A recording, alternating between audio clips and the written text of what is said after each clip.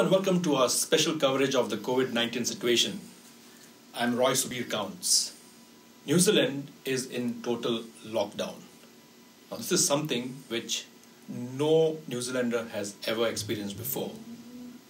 There are a lot of political ramifications to a lockdown. What does it mean to be in a lockdown? What are the government's powers? What are your powers or your rights as a citizen? We have with us the Honorable Chris Carter, a former cabinet minister and currently the chairman of the Henderson Massey Local Board. Well, Chris, welcome to the show. Thank you. You have had a very colourful political career. I think colourful is also a very mild word, right? So tell us a little bit about your political journey before we actually start talking about the COVID virus situation. Roy, thank you very much for having me as a guest on APNA television. It's particularly nostalgic for me to be here today because I know that yesterday was the birthday of Muhammad Shah, the founder of APNA 990. And during a long period when I was the MP for Te Atatu, here in the studios is right in the heart of my old electorate here in Henderson. And I knew Mr. Shah very well. So I know he's passed from us and died in Dubai. But it's great to be back at APNA and remembering Mr. Shah and the team that have worked here to promote Indian language, Hindi radio and now television for our diverse Indian communities, whether they're from India, Fiji or elsewhere in the world, who enjoy watching this show. So thank you for having me, and it's a pleasure to be here. It's a pleasure to have you on the show. Yes, and yes, I have had I've been lucky in my life to have had an interesting career. In '93, I was elected as the MP for Te Atatu for the Labour Party, and in 2011, I left the Parliament and went to the UN, and worked for 4 years in Afghanistan, running the United Nations governance program. And then I was transferred to Myanmar, to Burma as it's known to many people, and there I was put in charge of the UN mission in Rakhine State. So for 3 years during that long and terrible genocide against the Muslim Rohingya minority, I was the man on the ground living in Rakhine and dealing with that issue. So 7 years with the UN, now I'm home, and was persuaded by my Labour Party colleagues to stand for local government, and I was lucky to be elected to the local board and also to the DHB. With a large majority, I assume 11,000 votes? Yes, on both the DHB and the council. So I'm glad people still remembered me, and because I've been gone almost 10 years. So it was great to be back and working with the community again. And of course, I've come back to a crisis because we've now got this COVID-19 health crisis, as you've just said in your introduction. It's unprecedented in the world, and especially in New Zealand, that we've got a lockdown of the whole community starting today, and people are unable to move around, and all of us very fearful about what's going to happen, worried about family, especially older relatives, and what this means for our country and our economy, and for the health and well-being of our people. That's right. So do you have a message for our citizens because of the lockdown? I'm going to come to the political question in a minute, but before that, do you have a message for...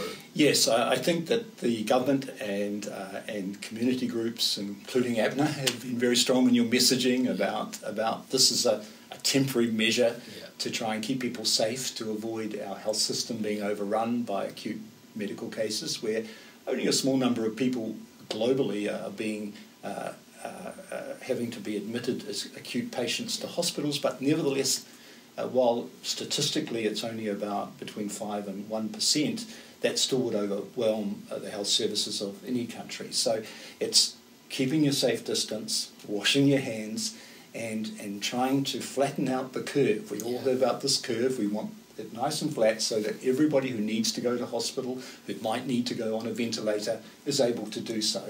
And at the moment there is no vaccine and no magic medication that we can take, so we just have to manage this crisis. And I'm proud that our country has taken the steps, the really radical steps, to try and keep the community safe. You know, some other countries have not been so active. That's right. Now, let us talk about the political ramifications of having a civil defense emergency. Now, when China imposed the lockdown, They call it a cordon sanitaire or something like that. Cordon sanitaire. Yes. Yeah. So most of the Western observers said that something like that can never happen in a liberal Western democracy. But now we are seeing Italy did that, Canada is doing it, UK, Boris Johnson has just announced it, and New Zealand, of course. What are the powers that the government takes for itself, which they don't generally do in a non-emergency situation? In a crisis situation, all governments have the ability to take bold action to keep the community safe. Of course, in a democracy like New Zealand or India, governments are ultimately accountable to their people at elections. And I see that Mr. Modi several days ago announced a 21-day lockdown in India, and I really even I know Mr. Modi is a controversial figure, but I agreed with him when he said if we can't manage these 21 days, it will set the country back 21 years. That's right. And it's not just about people's health, but it's about the economy as well. So governments have the ability to have bold action, have shutdowns, and that seems to be the case everywhere in the world. Mr. Trump's been a bit equivocal about it, and the US might pay a high price for that. But everywhere else, we seem to be moving in the same direction as New Zealand, that lockdowns, keeping people at home and keeping that safe distance. Now, the measures which a government takes can be described as draconian. Some people can describe it as draconian. What keeps the government in check? What stops the government from becoming a fascist state? Well, ultimately elections do, and we will have an election later this year, and people will judge how effective the Labour-led government has been, and other countries, India, for example, its election is some way off, but there will be an accountability through that process. As an immediate checks and balances, if you like, the government is setting up a committee in which the opposition will have a majority, and they will be able to ask the government questions. I see. And make ministers answer these. And it's very healthy to ask questions, to make sure that people are performing their best. And I was for many years an MP, and I have to say that working on select committees where it's the thing that most of the public never see. They just see question time on television, MPs shouting at each other. But during the deliberations of select committees at our parliament, MPs from all parties work together. And often, I was the deputy chair of the Foreign Affairs Committee before I became a minister. Opposition members would come up with some really good ideas as we examined legislation, and we would incorporate those often practical suggestions about better wording or the implications of how this law could impact on people. And I would often sit there when I was chairing meetings thinking, that's a very good idea. I don't agree with your politics, but this is great. And I think by having parties working together, managing the New Zealand response to the COVID crisis, and I have to say, of course, I'm Labour, but I think Jacinda and Grant have done a great job so far. But there will be a role for everybody to play in this because it's above politics. It's about life and death, actually. I interviewed Salmon Bridges on radio last Sunday, and I was quite impressed with the statesman-like statements that he made. He was not trying to play politics. He completely agreed with the government's moves, and he said he was going to cooperate with the... I'm very pleased to hear that. I'm Labour, but I have a little bit of a soft spot for him because I was his teacher. In Rutherford? At Rutherford, what was Rutherford High School, now Rutherford College. When he was in the fifth form, I was his history teacher. Wow. And Helen Clark used to tease me more recently by saying, well, Chris, that was your greatest failure as an educator. He became National and not Labour. But he was a nice teenager, actually. He had a lot to say for himself, but then, that's a good thing. So New Zealand is a small place.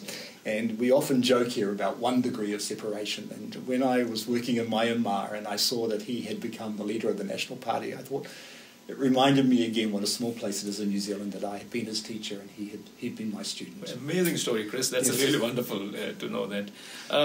What happens when you have a national crisis? I think this week Parliament was in recess, but it was recalled by the Speaker, and they just had a sitting. So what exactly happens from that point on? How do the MPs and the government work together to see that we maintain our liberal democracy? Well, the committee that's been set up, all-party committee that will be working on this crisis, will be an important vehicle for that. But it's important that politicians also send messages about keeping safe. And as you know, we've had at least one MP who's had to go into isolation. She wasn't, fortunately, tested positive for COVID-19. But so it's an extraordinary time, so it can't be business as usual. But at the same time, the functions of government have to continue to keep society safe and to keep services going. And here at Auckland City, for example, the Mayor, my former colleague, Phil Goff, and... Have you made up with him? Oh, yes. Well, I know some of your listeners will know we had a falling out in 2011, but that's politics. And now we're working together very well in Auckland City. And I've got I said at the time, Phil's a nice guy. I didn't agree he was the right leader, and he didn't agree with me in that opinion, of course.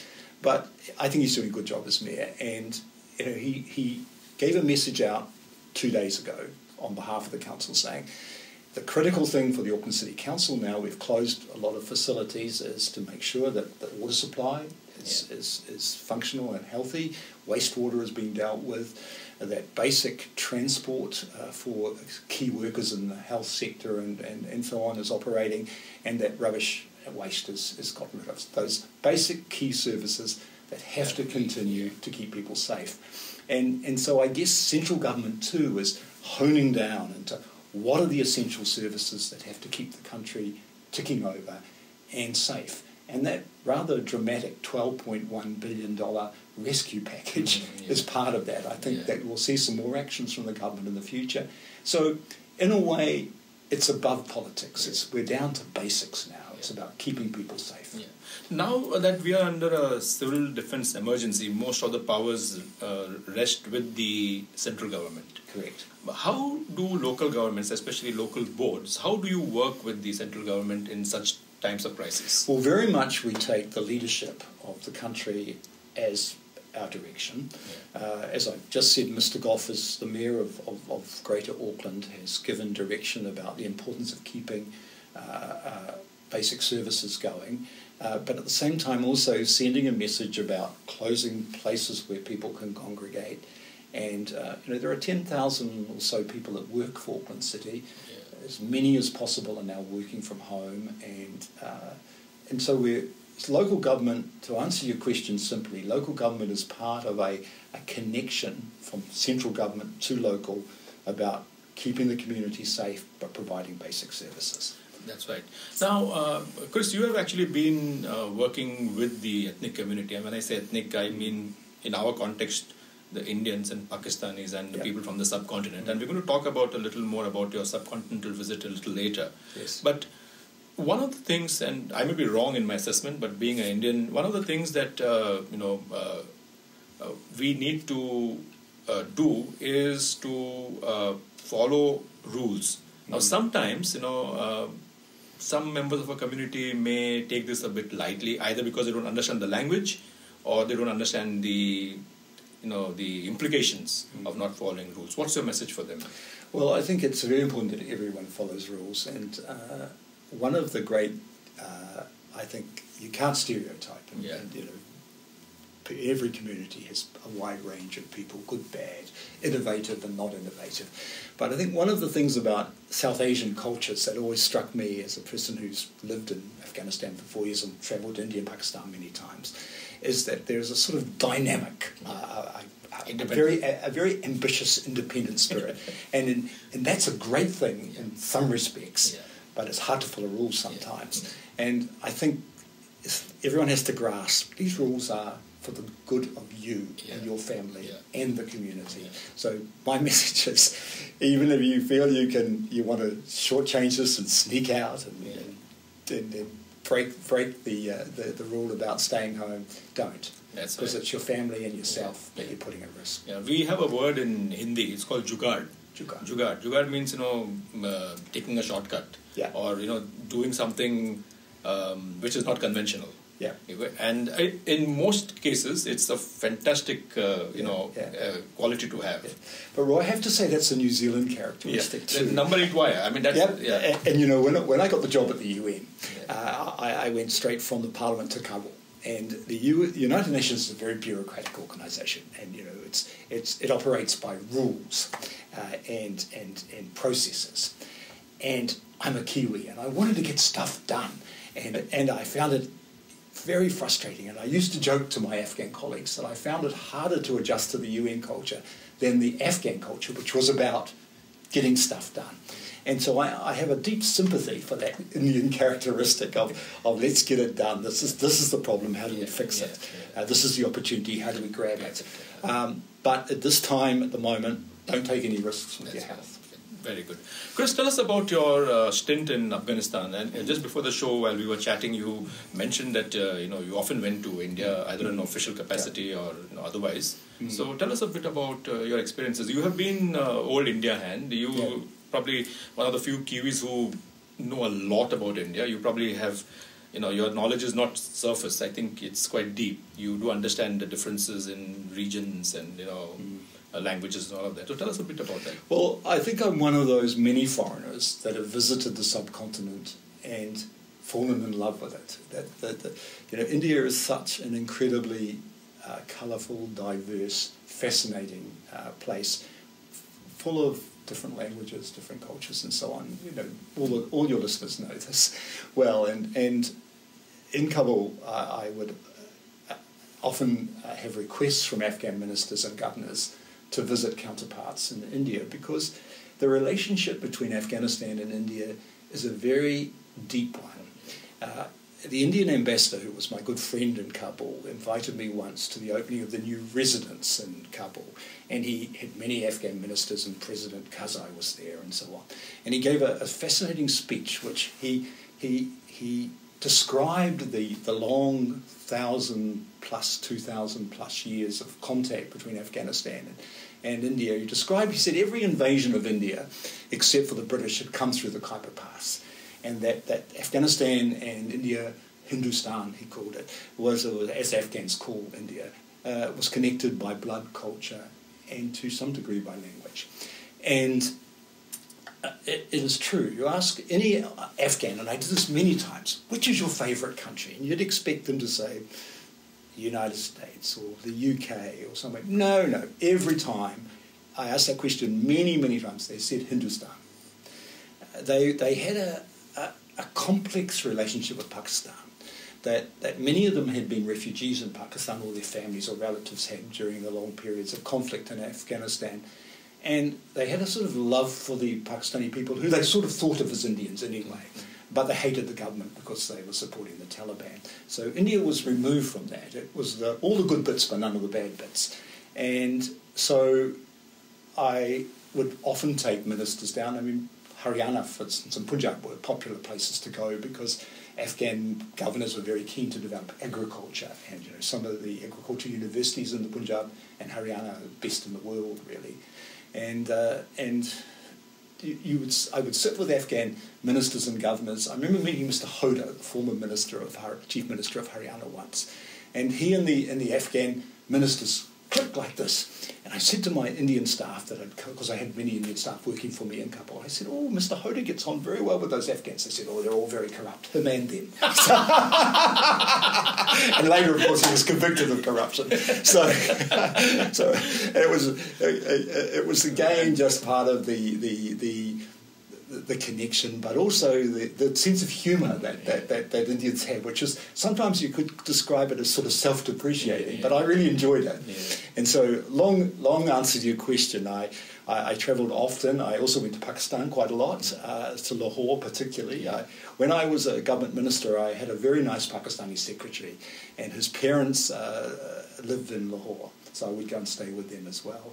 And, travelling in Lahore, you were constantly reminded of the history of partition, that on the houses, in the old houses in the centre of Lahore, are still Sikh and Hindu symbols on many of the houses. Mm. And there's a very famous Gurdwara right in the centre of Lahore, right next to the main mosque. And old people would talk about the legacy of partition. the subcontinent is a very interesting place. Yeah, absolutely. Let's talk about trade. You spoke about Afghanistan and India having a lot of trade relations. Let's talk about India-New Zealand trade relations. New Zealand has not been able to get a FTA and there are a lot of good reasons why. What is your understanding, or what is your take on the current situation? Because it looks like we have put all our eggs in the Chinese basket. Is that a good thing? No, it's not a good thing. And I can speak with a little bit of authority on this issue because when the first free trade agreement between New Zealand and China was signed, Phil Goff as Trade Minister, myself as Education Minister, and Helen Clark as Prime Minister were all in the Great Hall of the People with the Chinese Premier signing the free trade agreement, because education services were a big part of that free trade agreement. So I was involved in the negotiation and at the final ceremony, and that lifted trade with China very significantly and has continued to do so. But I've long felt that India is the great undeveloped relationship. The Indian economy, it's had fits and starts, but it's now in the top 5 in the world. It's a dynamic economy, and sure, dairying remains a problem, but also an opportunity. That India has the world's biggest dairy industry. New Zealand has one of the biggest exporters of dairy products. So we have technical expertise that would be enormously useful for Indian farmers wanting to expand their dairy to world standard export quality. So, and the technology that we're using, little boys herd cows and so on in India, but one day it'll be electric fences and more industrial agriculture. And that's where opportunities for New Zealand. So I think that the relationship with India and the opportunities of that relationship are enormous. And once this COVID-19 virus issue is behind us, I would very much like to see New Zealand expand its trade opportunities with India and its cultural connections. Interesting story is about Dr. Verghese Kurian. You may have heard of him. He's not the founder, but he was a person who brought Amul, the cooperative from Gujarat, the milk cooperative. They are like Fonterra, to the world stage. It was Amul which made India, the Operation Flood, and which made India the largest milk producer in the world. Dr. Verghese Kurian was a very reluctant student. He was sent to New Zealand to study dairying. I didn't know that. In the 1950s. And he came very reluctantly here. He learned dairying, but when he went back, he used the Fonterra model in India, in Gujarat. So that's what you say is we go back a long way. Thank you for sharing that story with me. I didn't know it. What I did know was that we've had this Colombo plan where students from Southeast Asia, from Sri Lanka and elsewhere have come to New Zealand for over 40 years to study. And many of those students now, those early students, are in very senior civil servant and business positions in their home countries. And as a government minister, when I travelled in Southeast Asia as education minister, selling New Zealand as an education destination for international students, I would meet some of these former Colombo students who'd gone to Massey University and Lincoln University and so on, and they had an extremely warm feeling about New Zealand. They were worth gold. They were worth millions because of you couldn't buy influence like that because they were doing it from their heart. Yeah. And we always had an advantage when you met people like that. So I use that argument very strongly with my colleagues here in New Zealand about the value of international students. If people have a good experience, they build friendships in this country, they leave New Zealand as fans of New Zealand. And we've got to be very careful that we preserve that because the advantage that gives us as a trading nation is enormous. So I do have concerns sometimes when you get bad stories about international students or students leave here feeling frustrated and so on, because it's a great opportunity. It's not just about money. It's about long-standing, enduring relationships. Right. And that story you just told me from Gujarat is a great story. Yeah, it is. Coming back to the COVID-19 situation, personally, now that you yourself as a citizen will be in lockdown, what's your plan for the next month? Well, I went to Mitre 10 yesterday in Lincoln Road, and I bought 2 big pails of wood stainer, and I've got a very large deck at my house in Te Atatu, so that's on the project line. And I'm a very keen gardener, and even in Kabul, the big vegetable garden at the UN compound. So I thought I've got quite a big garden at my house, but there wasn't a single vegetable plant left at Mitre 10 or at Bunnings or at Placemakers. So gardening will just have to be maintenance, but the deck is a project. That's right. In fact, some people went to buy fence paint and they run out of fence paint. Yep. Because I think everyone is going to paint. So maybe the good thing after the coronavirus ends is we'll have a shining new city. I think so. And perhaps also, as a former teacher and education minister, parents will appreciate the great work teachers do after being stuck at home with their kids for a month. Really, that's good. Finally, an interesting question for you. Would you like to be the High Commissioner of New Zealand to India? Oh. I know it's coming up sometime this year. Yes. So, are you putting a hat in the ring? Well, I would feel that I could make a good contribution in that position, but of course it's not my decision. But yes, I have told a few people that I would quite like that job, be considered for that job, because I think there's a great opportunity to build a stronger relationship and a stronger trading relationship between New Zealand and India, and in the post-COVID-19 economic downturn, we're going to need every opportunity we can. Yes, it would be my dream to be living in Delhi and working for New Zealand. Who takes the decision? Does Winston take the decision? Or? Well, at the moment it would be, but after the election, whoever is the foreign minister. And I'm sure that they'll have a long list of very suitable candidates, but yes, I'd be very happy to do that. I can't think of anyone more suited than you to represent New Zealand in India, and maybe we can get some sort of trade agreement if you're there. Well, I think, as a former UN diplomat, my age and my experience as a former minister were enormously beneficial for my relationship with my 2 host governments in Afghanistan and Myanmar, because government ministers, especially in Asia, tend not to be young, and they also tend to hold a strong view that if you judge you from the job you've done. And so as a former government minister, I could speak very credibly about issues and often had access where my UN colleagues did not. And that was very, very useful. Yeah. It would be really great if we have someone like you there, especially because you understand how the system works. You understand, that's, I think, one thing which most Westerners do not understand about India is that what you see is not always what you get. There's a difference between, and I think old hand like you probably understands that better than most. And I think that it's very important also to build good personal relationships, because there are times when you have to have access. And if you have got those personal relationships and you're able to build them, then you can solve some problems and also grab some opportunities. Well, Honourable Chris Carter, thank you so much for sharing all your insights and your stories. I think we had a wonderful chat, and we look forward to seeing you again on this show. Thank you, it'd be my pleasure. And look, to listeners, keep safe, follow the rules, and look forward to us coming out of this crisis as one of the least affected countries. So that was the Honourable Chris Carter. I'll meet you again tomorrow with another show with another guest. Have a good night. Tanduat. Thank you very much.